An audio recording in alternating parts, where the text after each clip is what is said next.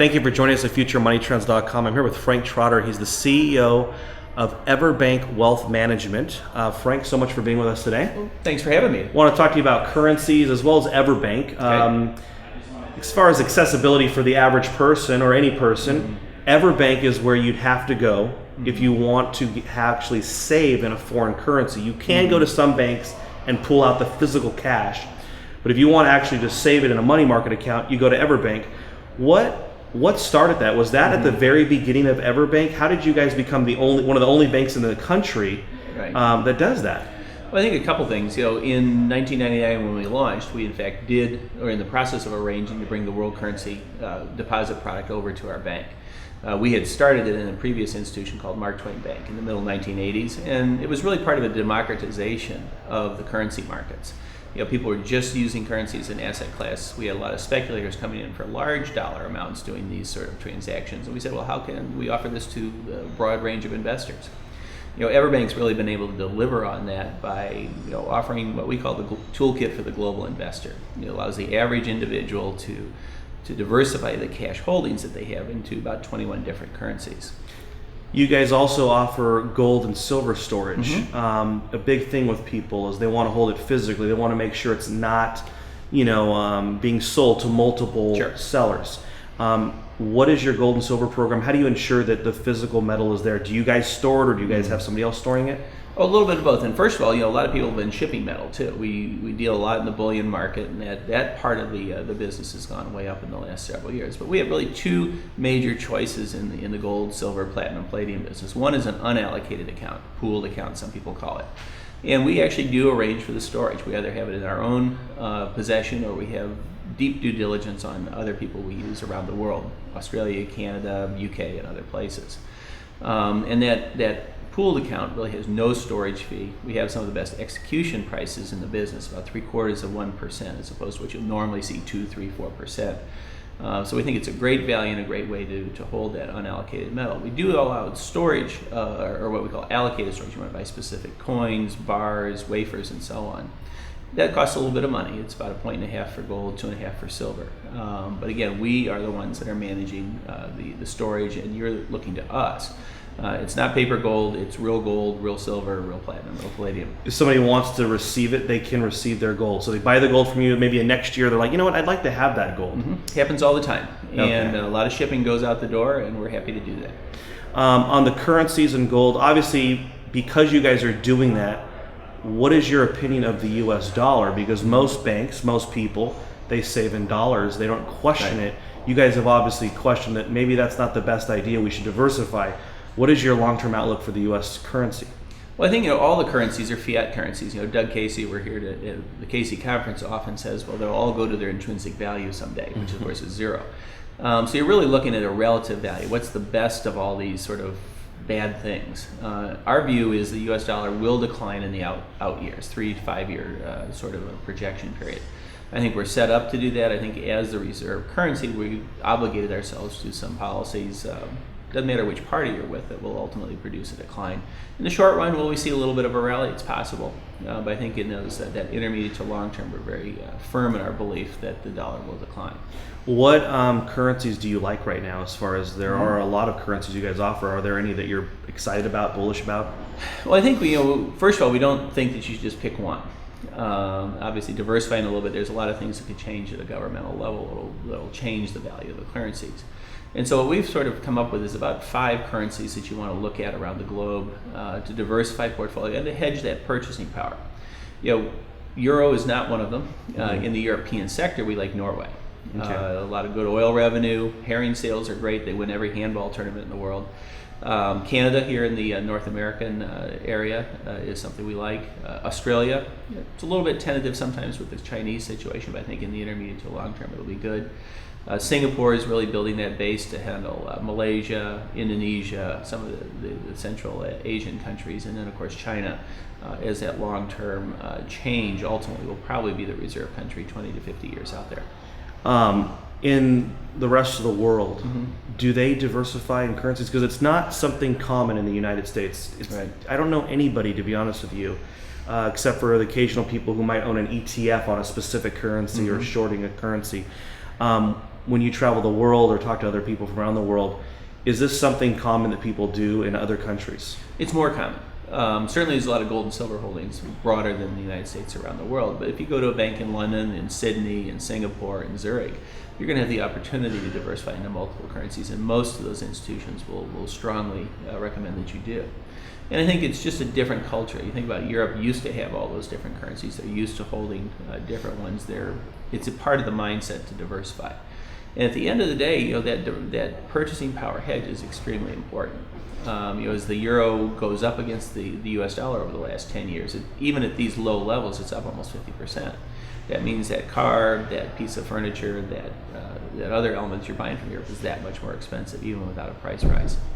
Most of the people who come to your bank, are they coming for the currency diversification, or do they learn about it later after they sign up? I think there's a lot of different ways to come to EverBank. Many people come for just the basic checking, savings, CD, regular domestic banking, credit card, debit card, and so on. And that's really a large part of our business. Of course, the world markets, which includes the currency, includes the metals, which includes our wealth management division, draws a lot of people as well. They're both very large pieces of our operation. And I think people come in different ways and then discover the other side typically. If somebody goes into an EverBank branch, could they actually get the physical currency? Could they say, you know what, I'd like to have $1,000 worth of renminbi? We can always arrange for that. You're certainly not going to walk in and walk out with it. You may want to ring them up ahead of time. We'll make sure it's shipped to that location. Most of our clients are nationwide. So we do have some financial centers in Florida. Both we acquired a FDIC failed bank as well as we developed some branches on our own. But our customer base or client base really looks like a population map of the United States. So we have the same percentage of people in Seattle where we have no facilities as we do in Naples where we do. When you look at the U.S. economy, just as a businessman, what do you foresee for the U.S. economy over the next 3 to 4 years? I don't know that it's going to look as bad as Japan did for 20 years, and that's our hope, of course. We are a large mortgage company. We service a lot of mortgages, and we see some green shoots. I mean, not a lot. There's a small amount of optimism, but we also see that it's probably 1 to 3 more years of housing difficulties, and until that really clears up, it's going to be difficult to see where consumer spending is going to rise very significantly. And I think one of our key issues, too, is in the middle class. Everybody talks about it from a tax policy standpoint. We look at it from a job standpoint. And if you look at the robotic manufacturing, just core manufacturing and the cost base, we don't think a lot of those jobs are ever coming home. So it'll be very interesting and even possible social unrest in the United States over the next 10 years. Wow. Just so people fully understand the U.S. dollar as our reserve currency, and we live in the United States, so it's really easy and very liquid for us. How big is the dollar on transactions, global transactions, compared to other currencies? Is there any currency even close to the U.S. dollar? Today, no, there isn't. I think if you had a second reserve currency today, it would be euro or the Japanese yen, both of which are in decline at the moment. I think in that intermediate to long term, though, we think that the Chinese renminbi will ultimately become the reserve currency. But that's probably 20 years or more years out. That's a long time. It's a long time. Is that what it takes to mobilize something this big? And I think also that for that country's economy to actually rationalize. They've had a lot of wonderful growth. Some of it perhaps is a bit airy or a bit vacuous. But when they finally catch up and have solid growth that's reportable, then it possibly will move over. In 2008, a lot of people were calling for an imminent dollar collapse. Some very smart people out there. The dollar rallied. Yep. They were right about the economy, but wrong about the U.S. dollar. And I'm just wondering if you think that could happen over the next 20. Is the U.S. Is it safe to say that because there is no alternative, the U.S. dollar, whether we have $20 trillion in debt or $30 trillion in debt, will the U.S. dollar just keep chugging away because there's no alternative? Well, I think there's a point, and it's a magic point because it's not something you can calculate. For example, both Spain and Germany have the same debt to GDP. Spain's in trouble, Germany isn't, and that's a capacity issue. So the U.S. has a greater capacity than many of these other markets to sustain a larger debt burden. But think about Bear Stearns as it collapsed. In January, it was very similar in structure and debt and everything else that it was in March. And it's just that magic moment in the market where people don't buy their debt anymore or won't lend them the money. And is it imminent in the United States? I think we have we're still the rich uncle. We still have the capacity to pay this back. But at some point, I think people will stop lending us money, and that'll be an issue. The capacity, do we have the willpower and the politicians to do it on either side? Absolutely not, and I don't think either party. We, as currency observers, we're somewhat politically agnostic. We think both parties have done a fabulous job of screwing it up. We've had at least 12 years of really bad policy. Quantitative easing's big. Most people don't understand it. How exactly does quantitative easing affect the currency? Well, it's interesting. If you look at the U.S., when we announce quantitative easing, the dollar rallies, and the dollar goes down. And when Europe announced quantitative easing yesterday and today, the euro rallied. So it's actually kind of funny, they're opposite effects. And I think we just happen to be at a point where additional quantitative easing, however you call it, whether it's twist or purchases or TARP or whatever, actually gives people concern for that long-term inflationary element. In Europe, it's just the opposite. They seem to be stabilizing and really putting a stake in the ground that they're going to maintain the euro. So it's really interesting to see how these two things get different reactions in the market. Because where does it end? I mean, we have so much unfunded liabilities. We're printing a lot of money. Nobody wants to cut back from anything. Where does this all lead for our currency? I think it's difficult, and that's why we sort of at the beginning said we think that intermediate to long term is down. We have to make adjustments. This has to change, and likely it includes a lot of spending differences, policy changes, and it also probably includes a lot of tax policy changes. And at some point, we're just going to have to sit down and do it, and that will ultimately have a bad effect on the U.S. dollar. In closing, in your mind, are gold and silver investments, or do you consider them currencies? A little bit of both. There's for somebody who's thinking about an overall investment portfolio, like we do in our wealth management division, it's an investment, but I think it is ultimately money. But there's a lot of other things. It's just hard to carry oil around. And as a result, gold, silver, and some of the other metals really become the medium of exchange that you can always count on. You think any of these fiat currencies will ever be restored or tied back to a physical piece of I think it's going to be very difficult. I know Steve Forbes keeps saying that we're going to do this imminently. This is a political world. I mean, the title of this is navigating the politicized economy. And I don't think the politicians will ever allow that discipline back, and the genie's out of the bottle there.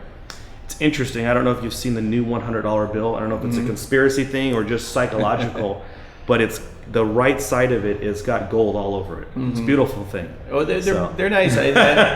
We don't tend to traffic too much in the conspiracy world. But no, I know. It is interesting with the new designs, and it's going to be more and more difficult just from a counterfeiting standpoint. Yeah. With all the technology that's out there to maintain paper money. Yeah. Let me ask you one question that I might not put in the interview. This Bitcoin thing. Have you heard of it? Sure. Do you have any thoughts on it? I'm ignorant of it. Do you have any thoughts on Bitcoin? Well, it's interesting. When we actually were involved in the original launch of eCash in the middle 1990s, and eCash, which was developed by DigiCash, David Chum was the cryptographer that put it together, actually was a system that took any currency. So you could use dollars, you could use gold, you could make up a currency, and it transmits it both irrevocably and instantly. It's a fabulous system, and really it ultimately needs to come back. Bitcoin's but everybody at that time thought that was a currency. Now Bitcoin is seen by so many people in the market as a system, when in fact it is a currency. And I think it's got some interesting legs. I know a number of the people on the project. We talk frequently. We're interested in seeing where we can step into it as a player.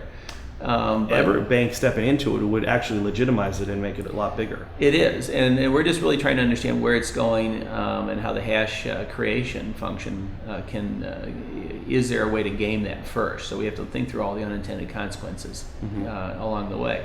And there's no question it's likely to become subject to a lot more regulation. And then does that then undermine its core value? Are there any strong private currencies out there? I'm aware of none. Not really. I mean, there's different towns, communities, counties, and so on that put different things together. But it's really just a barter system at that point. So not really. Frank, if someone would like to learn more about Everbank or get an account, because it's very easy, you can do it online anywhere in the world. Where's the best place for them to go? Easy and obvious place is www.everbank.com. And if you want to learn about the company, it's about everbank.com. Awesome. Thanks so much for your time. Great to see you. Thanks for having me.